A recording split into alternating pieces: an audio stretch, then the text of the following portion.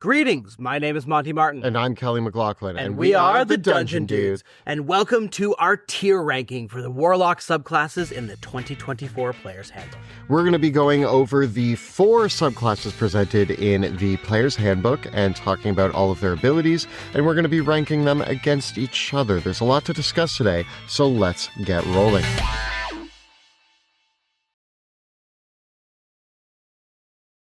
This week's episode of our show has been sponsored by a very special event that's happening right here in our backyard in the Greater Toronto Area.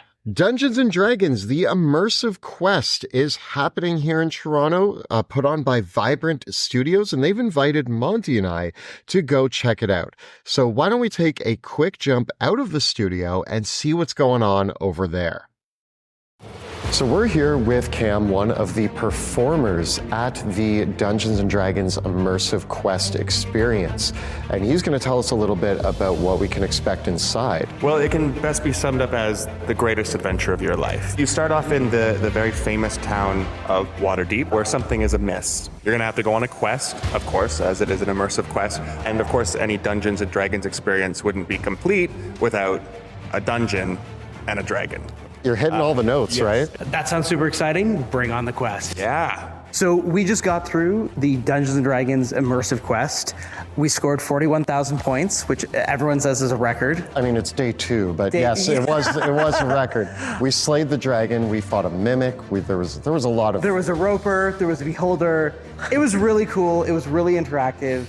And we had an absolute blast. We're so excited that this is here in Toronto. It's going to be here until into the spring, I think March. Then it's going to go on the road. So hopefully you can find the immersive quest coming to you soon. And if you are in the Toronto area, come on down and definitely bring your family, because this is just a blast for everybody. It's a great thing to do with your gaming group. I don't know, I was smiling the whole time. Like, I don't think I expected it to be this incredible. And it was just so detailed, the artistry of it. As someone that has a background in theater and projection, I was just completely tickled by it. Like, it was so cool. I couldn't help but get a little bit into character. I mean, yeah. I think we played our roles really well. It was a lot of fun interacting with the whole cast and getting into character, role-playing a little. Totally worth coming down to check it out, and then have a drink in the Yawning Portal. Yeah, so make sure to check it out. The links are down in the description below for all of the tickets and booking about the Dungeons & Dragons Immersive Quest. Thank you so much to them for sponsoring this episode.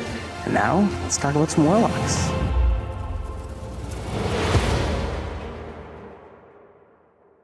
Thank you so much to our friends at Vibrant Studios and the Immersive Quest for inviting us out.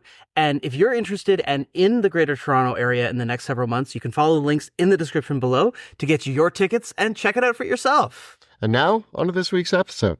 As we dive into the tier ranking, let's just do a quick refresher on the metrics that we use for assessing the subclasses.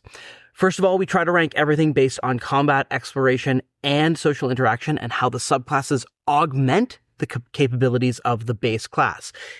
If the subclass is giving the class something really unique that really increases their performance in one field, and it's not something that the character could do regardless of their subclass, that really is worth a lot of big points for us in our books. When we look at ranking the subclasses, S tier is reserved for the subclasses that present a really outstanding option that it doesn't really matter what way you build them or what choices you make, they're going to excel. The S tier is one that stands head and shoulders above the other options and usually can even dominate them in a lot of the things that even the other subclasses are decent at. The A tier is where we like to see most subclasses land. This is a really powerful subclass that combines and synergizes really, really well with all the character options that are available. So feats, spells, Eldritch Invocations all weave together for a lot of different possible and very strong builds that are going to excel regardless of the type of campaign that you're playing or the situation that your character is in. One of the most common things that we love to talk about when evaluating subclasses and what separates, for example, an A tier subclass from a B tier or a C tier subclass is that the A tier subclasses, you're going to use its abilities very reliably in every game session, if not every single encounter, because they're just that good and that useful. Where what separates them from the S tier is generally the S tier subclasses. They're just so overwhelmingly powerful, whereas the A tier is strong, but not quite that amazing. The B tier is also an excellent place to land if you're in the right campaign or have the right party composition or just the right DM. They are going to be subclasses that excel when under the right circumstances. Oftentimes, a B tier, when put in those right circumstances, can be one of the most powerful characters at the table. But if they find themselves in circumstances that don't lean into the build or the options presented, then they might feel a little bit weaker. Oftentimes, they're still going to be a great choice, and we always like to see a subclass that lands in the A or B tier. You might want to just be careful when building a B tier subclass to make sure that you're in the right campaign. C tier has a very narrow niche by contrast. A C tier subclass often has features that require you to make some sort of trade-off or compromise in some sort of way in order to make the features work at the optimal level. So you have to give up something usually. Warlocks are no stranger to a bargain, but the C tier generally is something to be careful about. But the D tier is where we really don't want things to be. These were the subclass features. It can sometimes feel like you don't even have a subclass, or the subclass is working against you actively. Fortunately, I don't think we have any C and D tier this time. No. So let's dive in with the Archfey. First of all, S tier art. This is right artwork, up there yeah. with the Glamour Bard and the Circle of Stars Druid, I think, for some of the best subclass art. I love this artwork, and I'm in love with her. Yeah. And right away, Archfey spells, you get some really great options here with Calm Emotions, Fairy Fire, Misty Step, Phantasmal Force, Sleep, Blink, Plant Growth, Dominate Beast, Greater Invisibility, Dominate Person, and Seeming. That's a great spell list. There are a couple in there that I'm like, but they're made up for by some of my favorite spells in the game. Yeah, the combination of having both Misty Step and Blink and Fairy Fire and Greater Invisibility, though, I think that's a lot of movement and getting around into places. Not to mention you're an excellent controller because you have Dominate Beast and Dominate Person. And Sleep. Yeah. I think about the only one on here that I'm kind of like, Plant Growth is actually really good in the right circumstances. Although I think it's narrow. I think Dominate Beast is pretty narrow. I think the only one for me that I'm like is kind of a miss is Calm Emotions. Same. I actually, full disclosure, I don't think I've ever seen anyone ever cast this spell. No, but Yeah. I mean, you might, and that's fine. We've been playing 5th edition for 10 years, and in 10 years, I've never seen anyone cast Calm Emotions. Well, you know what? I'm going to take it and I'm going to cast it. Okay. Just to prove you wrong. And Because I've seen all the other ones. It's not going to go well. Yeah. But Fairy Fire, I mean, we're made up for Calm Emotions with Fairy Fire and Misty Step right there, like, shortly after. And, it's great. At 3rd level, you get Steps of the Fae. So this is when your subclass, I mean, already you have the amazing spell list, but your subclass really comes to life with Steps of the Fae. You can cast Misty Step an amount of times per day equal to your charisma modifier without using a spell slot.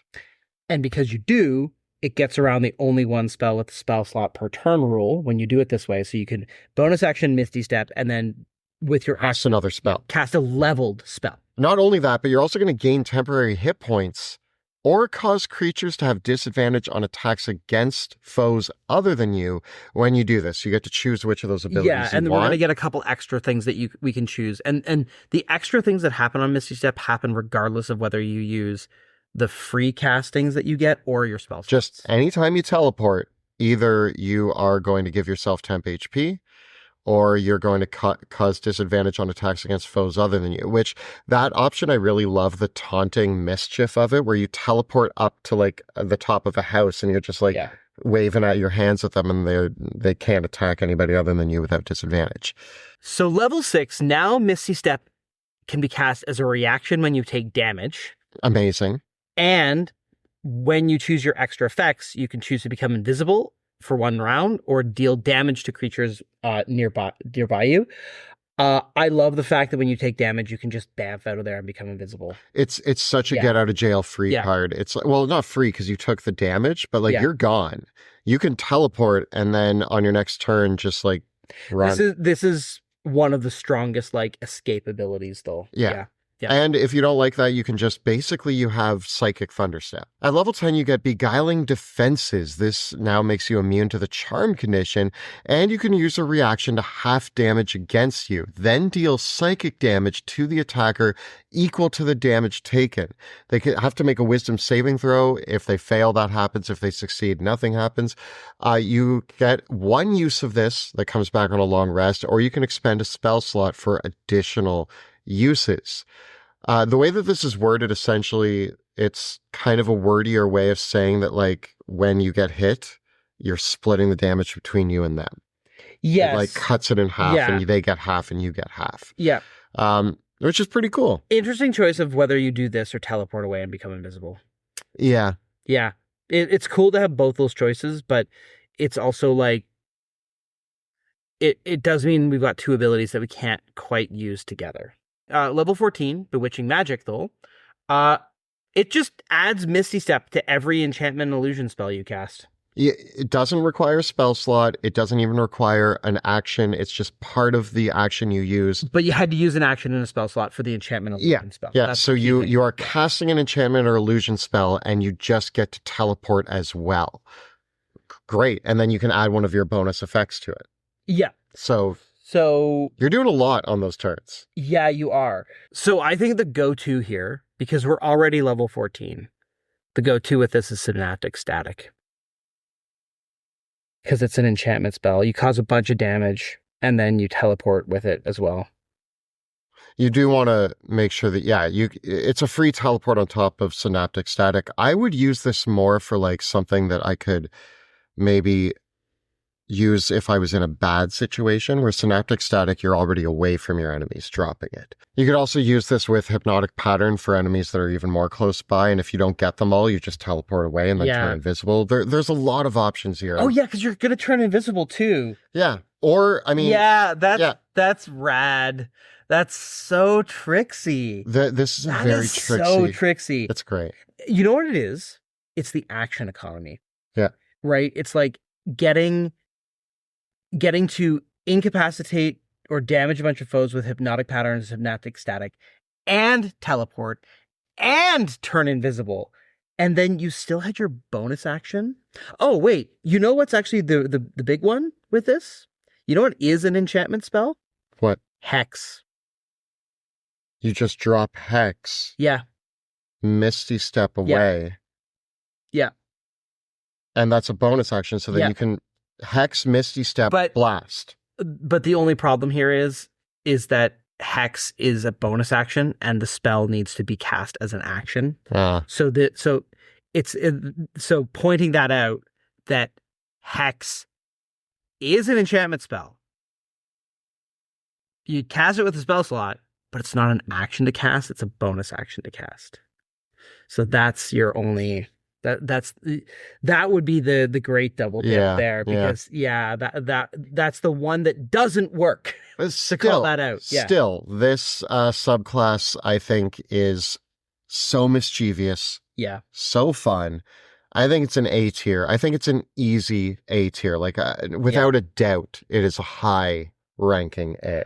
I do too. I think it's got shenanigans, action economy, the Warlock spell list in just the extra spells prepared alone.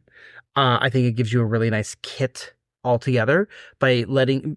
Now, many of the spells here are already on the Warlock spell list, but even things like Fairy Fire and Blink and Plant Growth, Dominate Person is already a Warlock spell, but overall, I think it's a solid spell list. Yeah. Great features. I love just teleportation and battlefield maneuverability is such a key aspect of the game. Yeah.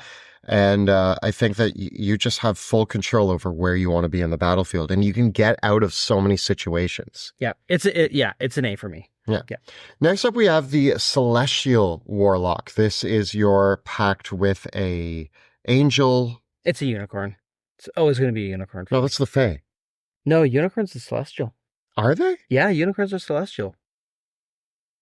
I just assumed they came from the fairy realms. I know, you would think that. but they're celestials. Well, then, yeah, it's definitely a unicorn. I am the unicorn prince. So with the celestial unicorn that is my patron, they're going to grant upon me spells such as Aid, Cure Wounds, Guiding Bolt, Lesser Restoration, Light, Sacred Flame, Daylight, Revivify, Guardian of Faith, Wall of Fire, Greater Restoration, and Summon Celestial, also known as summoning the aspect of a unicorn to fight alongside me.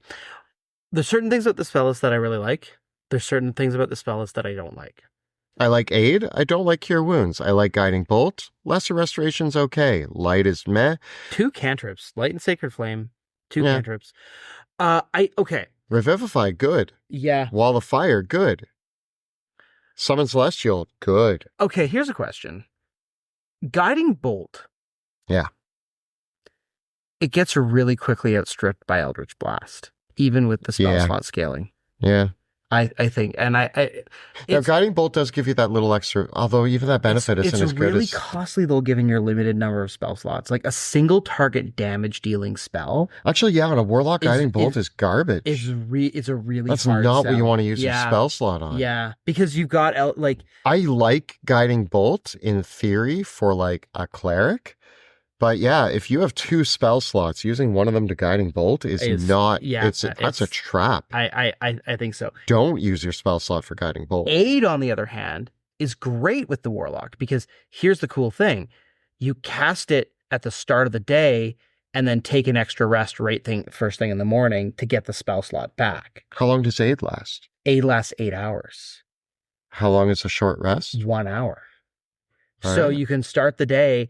cast maxed out Aid, because one of the things that I find when you're playing a cleric or a bard and you've got Aid is that often you really want to upcast Aid with a higher level spell slot, but now you just blew your 5th level spell slot on Aid and it's gone. Now you don't have it for whatever else you would have. Whereas as a Warlock, your 5th level spell slot comes back on the short rest. It's far less costly for you to cast it, and sometimes, especially for bigger parties, multiple times. So the spell list is really interesting here in terms of like Greater Restoration's another one where it's oftentimes a party doesn't prepare Greater Restoration because it's really expensive. You already used your 5th level spells, but then for you it comes back on a short rest. Revivify is the same way.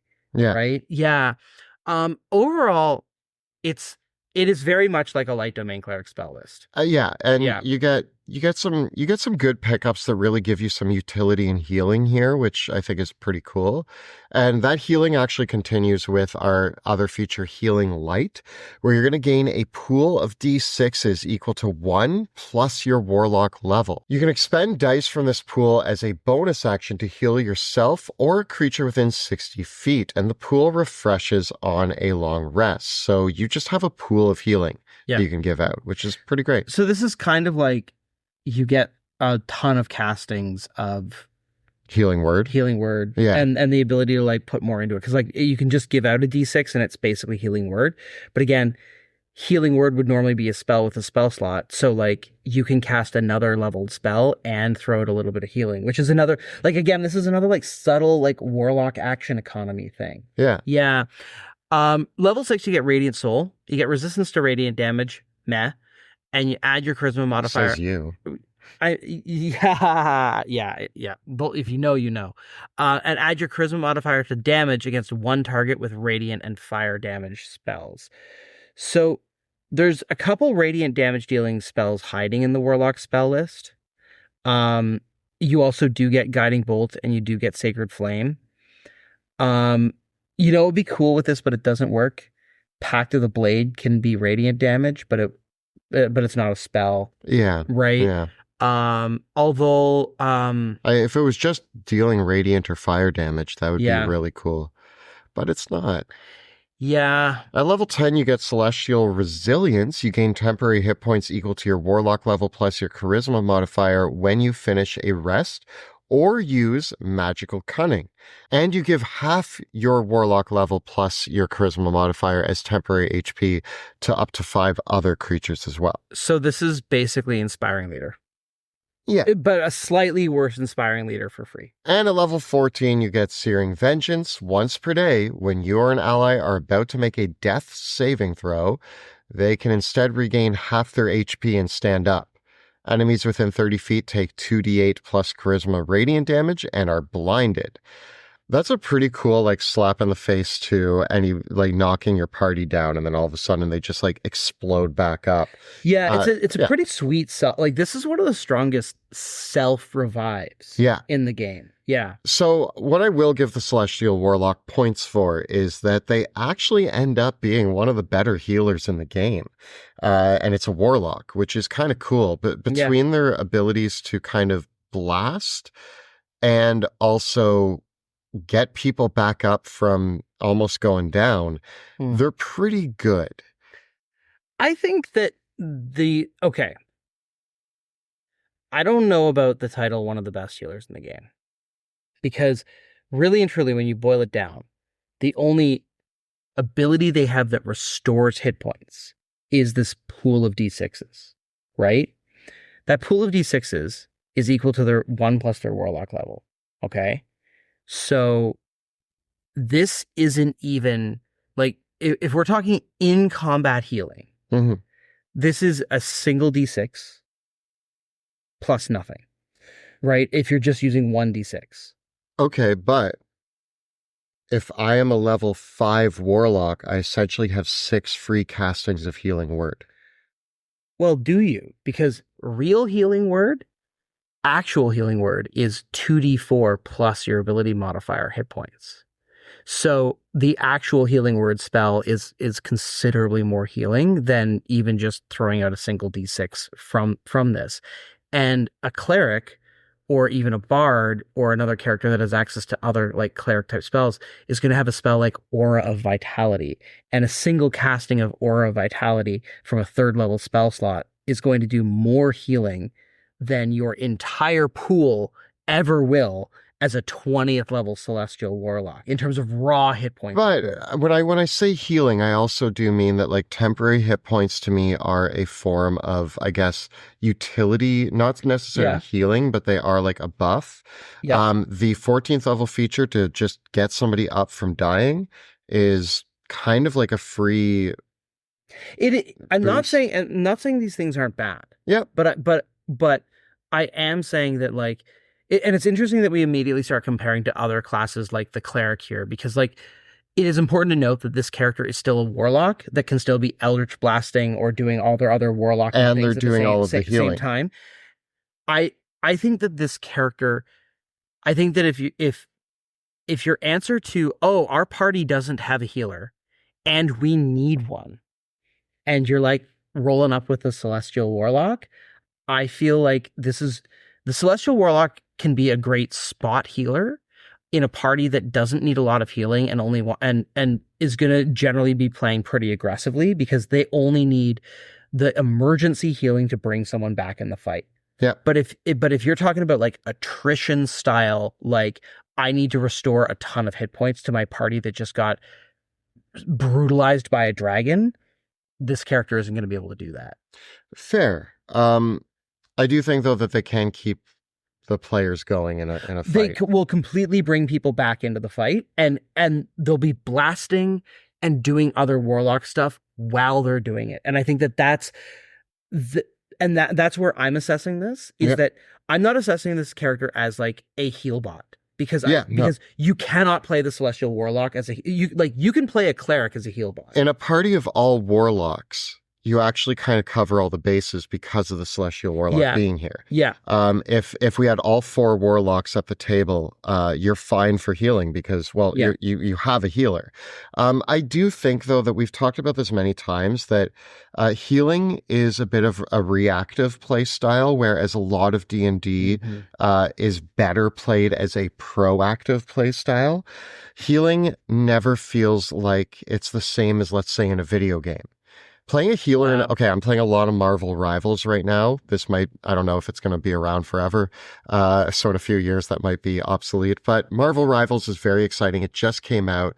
Having Jeff the Land Shark on your team is always one of the, like, you want somebody playing the heal bot.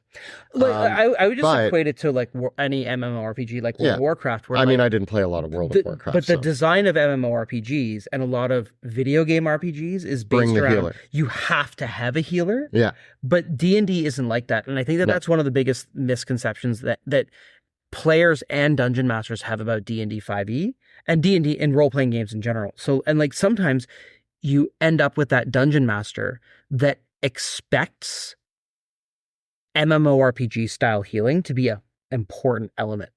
And so and that's where it comes into play. But overall, I think that like healing is always B tier for me in terms of how good it is as a strategy, because it is ultimately reactive. I'll give it a B tier, and I will say that like if you're bringing this in and you're helping your party out with healing, and it's a campaign where like you need a bit of healing and you wanted to play a warlock, that's probably the right campaign for this character. But if you're bringing this character in and you're like, I'm going to be the healer, and you bring it into a party with a cleric, Yeah, you're gonna be sad. and a paladin, you're not actually. I You mean, might not heal the paladin. you might out heal a paladin. Yeah, and some bards, but like, But there are actually a lot of characters to get to dabble in healing. yeah, And so you might find yourself in a campaign or an adventure or a group dynamic that doesn't benefit this warlock. I feel like this is one of the only ones. I'm still giving this one a B, but like I definitely feel like this is one of the first subclasses for the warlock where I'm like, there's a couple traps here, because like I could see a player looking at this and going, I'm going to be throwing guiding bolt with my spell slots. Well, throwing out D6s of healing to someone to top them off. And I'm like, that is not that you Don't use guiding bolt. Don't, yeah, like using your warlock spell slots to cast guiding bolt is going to Also, if you played Baldur's Gate 3, you know for a fact that guiding bolt always misses for some reason. yeah. Thanks, Shadowheart. Yeah, I think this is it's a solid B. Yeah. Yeah. It is a solid B. Yeah. All right, we're going to flip the script here. We're going to go from the heavens straight down to the hells, and we are going to sign an Eldritch Pact with the devil, and we're going to do the Fiend Warlock. Right away, at 3rd level, Dark One's Blessing. You gain your Warlock level plus your Charisma modifier in temporary hit points when you kill an enemy, or another creature kills an enemy within 10 feet of you. So we talked about in our class guide combining this with Armor of Agathis on a blade. Yeah. Armor of Agathis does not specify where your hit points need to come from. When you cast the spell, you gain temporary hit points. And as long as you have temporary hit points, you have Armor of Agathis. So, Agathis? I go with Agathis. Agathis. Armor of Agatha. It was Agatha all along. Yeah. The point is that if you are a Fiend Warlock and you have the armor up and you keep killing foes And keep getting hit. and you don't lose the last hit point of your temporary hit points, it keeps going. I just love the idea. Like, okay, Armor of Agathis can trigger more than once per turn.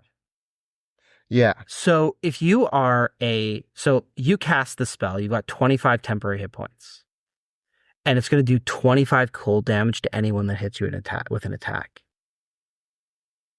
Potentially, a wounded enemy could come up to you, multi-attack you. Yeah, you take 2 hits, right? But the 25 temporary hit points might absorb both those hits. And then they kill take the enemy. 50 damage, the enemy dies, and all of a sudden your pool of temporary hit points gets recharged again. Yeah. So if you Yeah. manage to not run out of temporary hit points, your armor is still up. Yeah, and yeah, you're taking hits this whole time, but It's actually a great tank spell for if you wanted to play the melee-focused Fiend Warlock. Pretty cool. You also, you're going to gain Fiend spells, which are all fiery. and not cold based. Yeah, that's funny with Armor of Agathis. I mean, you can reflavor. Armor of Agathis maybe is fiery. I think it's supposed to represent there is one of the layers of hell that is actually frozen over in the D&D canon. Yeah. But your spells that you do get are going to be Burning Hands, Command, Scorching Ray, Suggestion, Fireball, Stinking Cloud, Fire Shield, Wall of Fire, Geese, and Insect Plague. Pretty cool. Actually, really good. Command upcasts really, really well. Fireball upcasts really, really well. Fire Shield. Putting Fire Shield is another non-concentration spell that does damage to enemies that hit you with an attack. So Fire Shield and Armor of Agathis. And Yeah, then, and you can have both of them, fire and Yeah. ice. yeah. And actually Fire Shield can do cold damage too, or it can do fire damage. So that sounds really fun. That does sound really fun. Yeah, it does. Level 6 Dark One's Own Luck. Add D10 to an attacker save after rolling. Charisma 1 times per day. Good.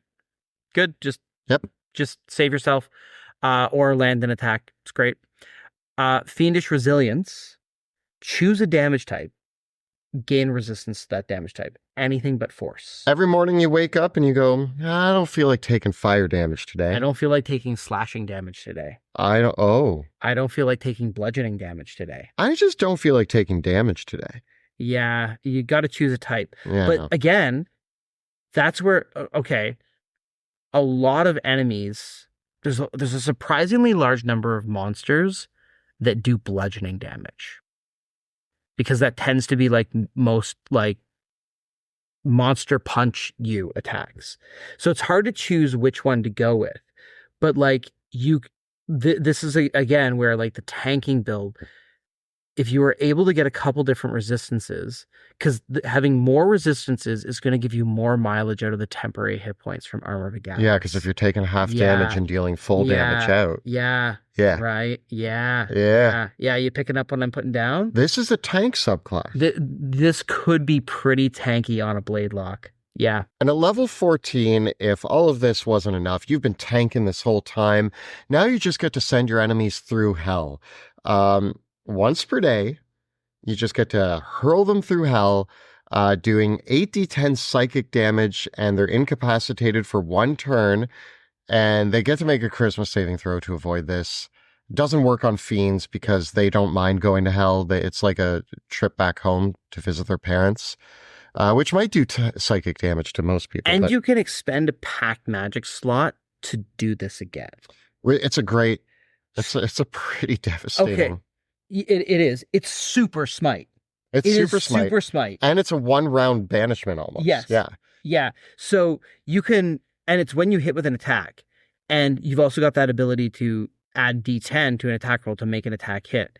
So you can do this when you Eldritch Blast somebody, or you can also do this with Pact the Blade. So boom, boom, boom, boom, boom. On the final attack, see ya! And then next round, you expend a spell slot and do it again. Okay. I'm a big Marvel fan. Underrated Marvel character, one of my absolute favorites is Magic. And I'm pretty sure you have a Magic build here. You take the Blade Lock, you give them a big 2-handed sword, the Soul Sword, and you just throw your enemies through hell, you tank damage, you hit people with your big sword. Is it good? I think that's my question though. Is it good? Because you're going to be taking a lot of hits. So yeah. Here's the question that decides whether this is A tier or B tier. For me, I love this subclass. I think it's great at doing what it does. If you're going to play this, you're going to have a blast. An Eldritch Blast. Or hitting people with a sword. Yeah. If Armor of Agathis and Fire Shield can be dropped on you, can that make up for your weak AC for tanking? Well, here's the other, like there's a couple other things to factor into this too. Also, is that both my spell slots? Yeah, I was just going to say that. So Armor of Agathis and Fire Shield. But it might be worth it if we're doing the sword to drop 2 shields down, not concentration, run in, and now we're tanking. Well, here's one way to look at it. You can put Armor of Agathis on, you could put Fire Shield on, and then you can do the Warlock thing that you spent, and you do those both before combat starts because they last an hour. And then you do that Warlock thing that gets you half your spell slots back. So if you are a Warlock that has, Warlocks get their 3rd spell slot at like level 11-ish. So and then it rounds up. So you actually do get 2 spell slots back with the 1 minute thing. So you actually can do the thing where So you actually can be going into a battle with both Armor of Agathis and Fire Shield And charged up and still have 1 spell slot left or 3 spell slots going, right? So you can. And then on top of that, the invocations is what I wanted to bring up as well. We're attacking twice now. 3 times if Three times if we're high enough level. Yeah. Great Weapon Master. We can use that 3rd spell slot for a huge smite. Every time we're killing somebody, we are replenishing our hit points. So as long as if we have the right resistance going, then we're taking half damage and replenishing constantly. And Fire Shield is going to give us either cold or fire resistance. The other thing to take into account, though, is we are talking about a build. This is a particular build, which this sounds like a cool build. Yeah. I do worry about all other builds. Yeah, and you know what does suck though? Is if a monster does like just bash right through your temporary hit points, sure they're gonna take 50 damage from the Armor of Agathis, but then it's gone. Right? So like a monster that can do, and there are monsters that by 14th level, especially with the new design philosophies that we've seen in 2024, like there are monsters that will chew through your hit points, and you can't get force damage resistance. So there's a lot of that's another entire common damage type that you actually can't save yourself from. So I think that this build is, I think this build that you and I are talking about is exciting, but potentially jank. But it's I would play it. I would play it too. It sounds rewarding. It does. And exciting and a bit of a gamble. Like you're going to run in with your big sword, all of these shields up, and just hope that you can I think it also works a lot better with 1 level of fighter, which means it's like a level 15 character. Although the hurl through hell thing is just a super smite at the end. Like I feel like the character build fundamentally works at a pretty early level. Yeah. Because like the big thing is like Armor of Agathis is a first level spell, and the temporary hit points thing is starting right away. What if you just did a standard blaster? What if you're just playing this character with Eldritch Blast? And I mean, the good news is you're hanging back more. You're hanging back. You're throwing down Wall of Fire, and you're Eldritch Blasting people into your Wall of Fire, fireballing them when you get the opportunity to do so. I mean, that's good. Like, that's all They're good. a great blaster too. That's a pretty decent blaster. But would we say that is overperforming the Warlock baseline? No, because every Warlock can Eldritch Blast people into Hunger of Hadar. True. So all that we're doing is switching it up to fire. To Wall of Fire. Yeah. And the Celestial also gets Wall of Fire. So like I think that Eldritch Blasting people into a damaging area is, and the other thing as well that I would just note for many, like, although you get Fireball at an earlier level, every Warlock eventually can access Synaptic Static, which, although it's less damage, it's Psychic, which is a lesser resisted damage type that also has a debuff on top of it. Mm-hmm. So any Warlock can conceivably do an AoE damage blast while kicking people into a damaging area with their Eldritch Blast. So I don't think that the Fiend Warlock is offering us anything above the other subclasses. That is, there's nothing about what it gets that makes it any better at that than anybody else, aside from like the extra D10 to hit. But even then, so are we saying B for build? I think so. The Fiend Warlock is relatively generic. It is. Yeah. I mean, every class that we've said, we've always looked at one of the subclasses and said, "This is your poster. This is your poster." Yeah. Yeah. This is like, hey, what do you think of when you think of a Warlock? Probably the Fiend Warlock. Mm-hmm. So they kind of just do the things that Warlocks do. I do think that it's a B, that we've discussed a potential build that I think is great fun at the table. Yeah. And I actually want to remember this. So remind me, everybody, because someday in the future, I'm going to play Magic at the D&D table. You could call your character Arcane. Arcane. They're not a blonde Russian. They're a blonde, some Forgotten Realmsian. Yes. Whatever. I don't know. Played by Anya Taylor-Joy in a mildly okay movie. Finally, let's go to the far realm with the great Old One Warlock. Alrighty. First off, we get the Awakened Mind, which lets us, as a bonus action, form a telepathic connection with another creature, communicate with them telepathically as long as we share our language. And this lasts a minute per Warlock level. So it doesn't last like forever. It's, but telepathy, a telepathic connection, being able to communicate telepathically. It's great. Is great. Yeah. You also get a bunch of spells, such as Detect Thoughts, Dissonant Whispers, Phantasmal Force, Tasha's Hideous Laughter, Clairvoyance, Hunger of Hadar, Confusion, Summon Aberration, Modify Memory, and Telekinesis. This is really good.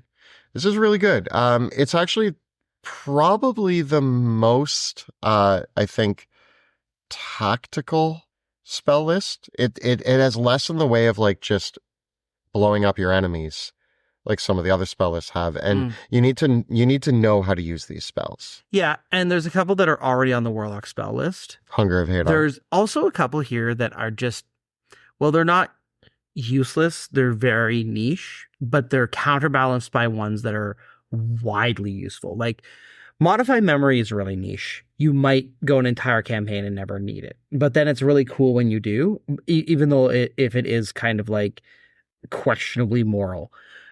Confusion is just a weak spell. It's not good. Clairvoyance is also niche. Is another spell that like it exists, but it rarely, like often I see people reach for things like their familiar or arcane eye or scrying before they like. Clairvoyance is like the distant. There's so many other ways to do what clairvoyance does that I rarely see people actually use it. But then you pair that with Detect Thoughts and Tasha's Hideous Laughter, Hunger of Hadar, Summon Aberration. Worth noting that Summon Aberration and Hunger of Hadar are already on the Warlock spell list. So there's a bit of a balance here of like new things and old things. Hideous Laughter is already on the Warlock spell list. But I think overall, everything here is useful enough. The complete package is totally worth it. But I think that it's the next feature that actually really tips this ahead, and that is psychic spells. So you can change the damage of any of your Warlock spells to psychic. And your enchantment and illusion Warlock spells are cast without verbal or somatic components. You got Suggestion. And you never need a verbal or somatic component. One of the downfalls of Suggestion that a lot of DMs kind of forget about. Sometimes you'll have a player that's like, I cast Suggestion and I'm going to tell them in a crowd of people, you'll be like, I'm going to tell them to dance or whatever. But casting a spell requires a sort of cadence and verbal component that isn't just you making the suggestion. The suggestion is not the verbal component of the spell. Yeah. You have to kind of go, abracadabra, do as I say, right? And so it's the abracadabra that gives you away. It isn't a Jedi mind trick. Yeah. You can't just be like, you will ignore everything you saw. You have to be like, abracadabra, you will ignore everything you saw. However, the Great Old One Warlock doesn't even need to wave their hand. Yeah. They can just be like, leave me alone. Yeah. And the person goes, okay. And everybody watching doesn't know a spell was cast. But also other enchantment and illusion spells that are useful to be able to cast without verbal or somatic components. Invisibility. Hypnotic Pattern. Greater Invisibility. Hex is also an enchantment spell. So no verbal or somatic components. So, you know, and you can also do Mind Sliver as one of your cantrips. So you could be mind slivering people and they just don't know that you're attacking their mind. There's a little bit of roleplay shenanigans that can happen here if your DM's open to it. And I mean, in my experience, being able to cast spells without verbal or somatic components can actually have a major impact. And being able to switch all of your damage to psychic. Psychic isn't as well resisted as many other damage types. So your psychic fireball or your psychic Eldritch Blast, I mean, Eldritch Blast is force, but there's a lot of ways around resistances. And oh no, you are fighting a creature that is resistant to psychic. Just don't switch the damage type to psychic and you're fine. So you can get around most issues here. Yeah, the only time you're going to be really sad is if you're fighting an Amethyst Dragon, because they're resistant to both psychic and force. How often does that happen? Really? Yeah. Now the DMs watching this are like, oh, I'm going to throw an Amethyst Dragon Yeah. against my Warlock. Yeah. Actually, a bunch of the gem dragons are the ones where you're going to find the resistances. So don't go hunting gem dragons Yeah. with your great Old One Warlock. They're not well equipped to do that. Yeah. I think that's I think the lore of the gem dragons is they hate the far realm. So I think that's kind of appropriate. That makes sense. Level 6, you get Clairvoyant Combatant. This lets you make your psychic link with an enemy and force them to make a wisdom saving throw. And if they fail, as long as your psychic link is in effect with them, they have disadvantage on attack rolls against you and you have advantage on attack rolls against them. That's great. That's great. And you can do this once or use a spell slot to do it again. It does require a saving throw. Yeah. Which does, it's not the perfect ability, like it doesn't just go off, but if it lands, I mean, you just basically, if you have like Hex going on the target and a psychic link and you just start blasting. Oh yeah. Then they're dead. That's just really good on its own. Or if you are a Pact of the Blade and you're dueling them, that's also really good. I challenge you to a duel and then you link minds with them and taunt them mentally. Yeah, it's like it's like that psychic duelist that is like you're fighting someone that can read your mind so they can anticipate every attack you make. Get out of my head, man. Yeah, that's so cool.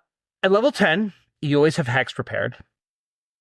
And the target has disadvantage on saving throws with the... So this is the ability that does the thing that people think Hex does, but it doesn't do. Yeah, so you can create disadvantage on a saving throw. Because when you cast Hex, you choose an ability score, and they have disadvantage on ability checks with that ability score. This ability is actually adding disadvantage on saving throws. So what you do is you are going to drop Hex, and it's important to note, Hex requires concentration. Yeah. So you can't drop a concentration spell, hex the enemy, and force them to make saving throws in your concentration spell. You're helping your allies here. This works really well with a secondary spellcaster who can drop like Cloud Kill or another Hunger of Hadar or Wall of Fire. So if your wizard buddy drops Wall of Fire and you hex the major target and give them disadvantage on saving throws against Wall of Fire and then start Eldritch Blasting them into the Wall of Fire.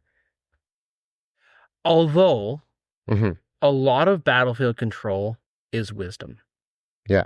And your psychic link is also wisdom. So you can hex a target and do the psychic link thing so they have disadvantage on their save against that. True. And then you gain advantage on all your attacks against them. Yeah. Another one that you could do would be disadvantage on intelligence. And then you would be hitting them over and over again with Mind Sliver, which is also going to debuff their next saving throw. And then you could also be hitting them with Synaptic Static. Right? Because that's also an intelligence saving throw.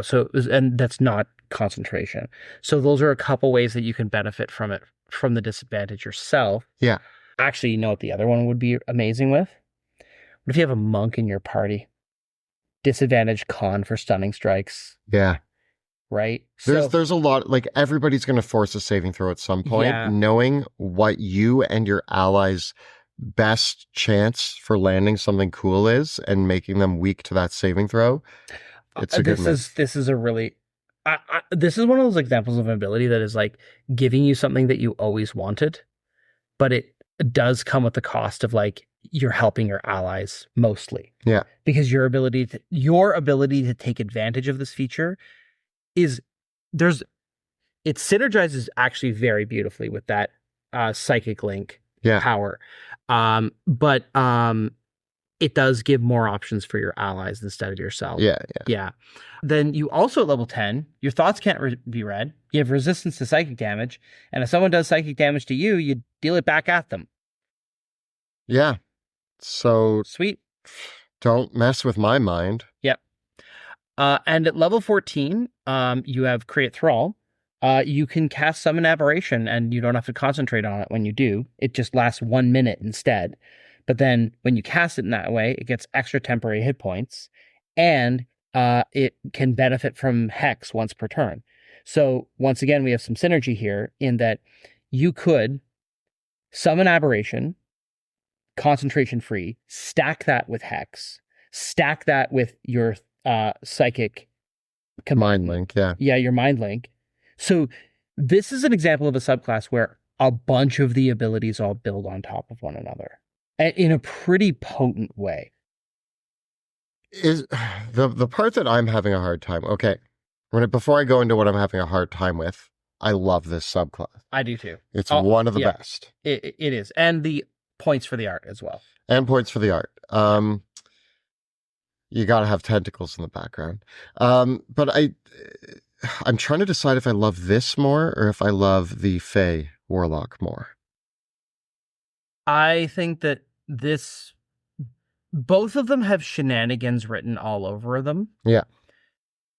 But the subtle spell casting on all enchantment and illusion for no cost at level 3, I think is just that's disguised self. There's so many like you've talked about so many times our example of Joe playing his Great Old One Warlock using the 2014 rules. Mm-hmm. The idea of Joe replaying our Drakenheim campaign with the 2024 Great Old One Warlock fills me with dread as a DM. He'd be a menace. He would be an absolute menace. Because like one of the things that I see a lot happen with 2014 Great Old One Warlock Joe is he uses Mask of Many Faces and the Actor Feat to adopt the disguise, and then he wants to be casting all these spells like Detect Thoughts and Suggestion, but that will give up the game because the verbal or somatic components are exposed. Right. So what this subclass is giving you is it's giving you this huge ability for social interaction, to use your spells in social interaction and exploration scenarios. And then it's also giving you a whole bunch of really potent combat features as well. Right, because if you're doing the Joe shtick, which is you take Mask of Many Faces and the Actor Feat, you could disguise yourself as a guard, stand in like the throne room, detect the thoughts of the king without and nobody knows. Nobody knows. Nobody sees you cast a spell. You can just start detecting. You can be in the room where it happens.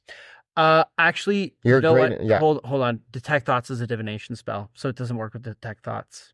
Well, then damn it. Yeah, that's you know why we got tripped up on that? Why? Because that's what the Aberrant Mind Sorcerer does. Because the Aberrant Mind Sorcerer can subtle spell Detect Thoughts. Okay, right? so you can instead losing my excitement. But you can, even though you can't subtle spell cast Detect Thoughts, you can still subtle spell cast Suggestion. So I could be in the room as the guard and suggest that the king makes an order to free the prisoner. Or charm person, or dominate person, or hold monster. Okay. So there's a lot that you can do with that, right? There's a lot of chaos that you can cause. Okay, here's my big question. I know that both you and I, this is our show, and we're going to give our somewhat biased opinions based on our game tables. We're completely biased. We're always biased because we have a different experience than you. Yeah. There's no such thing as objectivity. But here's my attempt at objectivity. My attempt at objectivity is, I know that both you and I are leaning towards S tier for the Great Old One. Yeah. Is it S tier because you and I are both like skilled enough to know how to pull off the shenanigans? Or is it S tier in the right campaign because it takes a crafty player in the right setting to be able to do the things that this subclass is really incredible at doing? So we actually don't talk about to what extent is player skill a factor in the tier rankings. Right. Like generally speaking, we hope that everybody's is playing well. Yeah. Like if you're doing your thing. Here's what I think about this. I think that it's very clear that the Great Old One Warlock is offering some of the best exploration. Like the telepathy alone puts it into another category. Infiltration. For like infiltration and exploration are big things. And what I'm saying though is that just put all that aside. Just forget about the exploration thing. Forget about the infiltration thing. Just pretend that we're just playing a dungeon crawling campaign. Okay. Even in a dungeon crawling campaign, we're still having a telepathic link with our party members. We still have a great spell list. we still have the ability to turn all of our spells into psychic damage. And the telepathic link gives us a really cool combat trick. We get an augmented debuff. And I still think that in a dungeon crawling campaign, being able to cast spells subtly is a benefit. You can talk about how, like, for example, the fact that all your enchantment spells and illusion spells are cast without verbal and somatic components means that enemies can't see you casting them, and therefore they cannot see you cast the spell to counterspell you. So they can't counterspell you. Also, I mean, we've had situations where we were imprisoned and you took away my spellcasting focus, but if I lose the verbal and somatic components, You I still care have about the access. material, Yeah. right? Like, you still need to spell casting focus, which in the Warlock's case, often they can conjure their spellcasting focus because of their pact. Right. So it's hard to take that away from them, but especially for Pact of the Blade. I don't know if the Great Old One Warlock is the best for the Blade Pact. No. Or They at least feel a little bit more of the controller. they definitely feel strong for the controller. Yeah. Do you think they're S tier? I do. I think that I just think that the So we gave Fiend a B, yeah. we gave Fae an A, and we gave Great Old One an S. Yeah. Okay. I just feel like the impact you're just gonna feel the impact so much more of that Great Old One Warlock.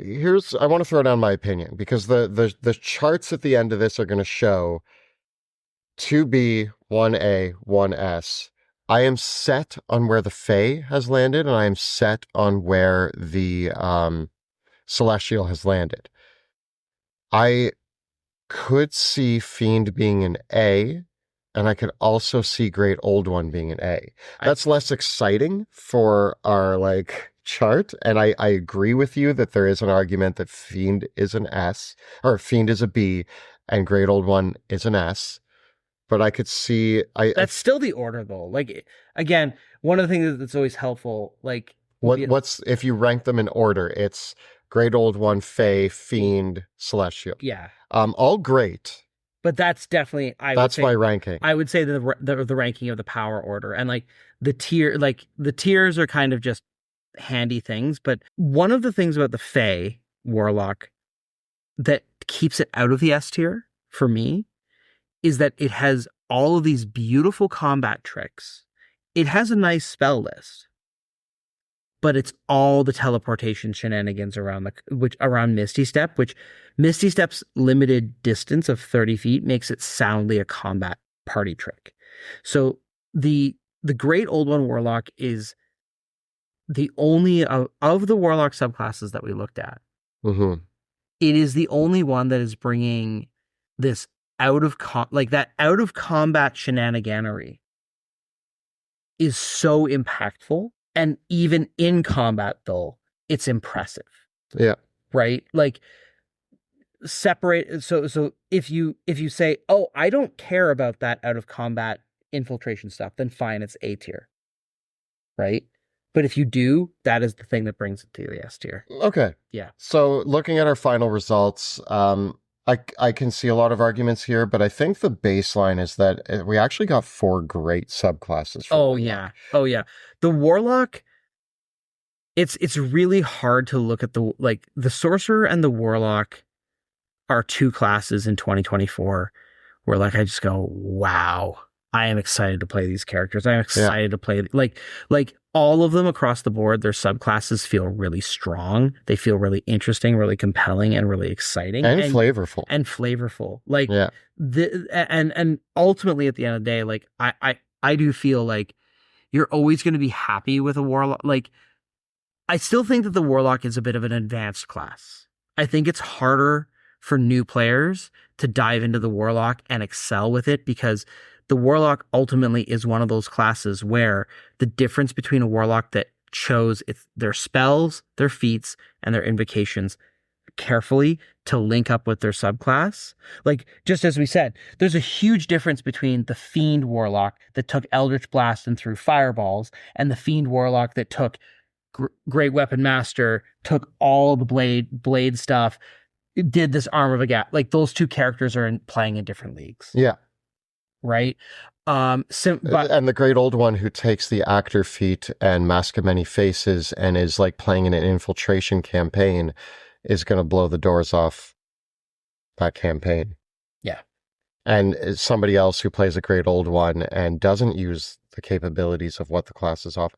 I mean, that's kind of the rule for any warlock. If because you have so much customizability, Yeah.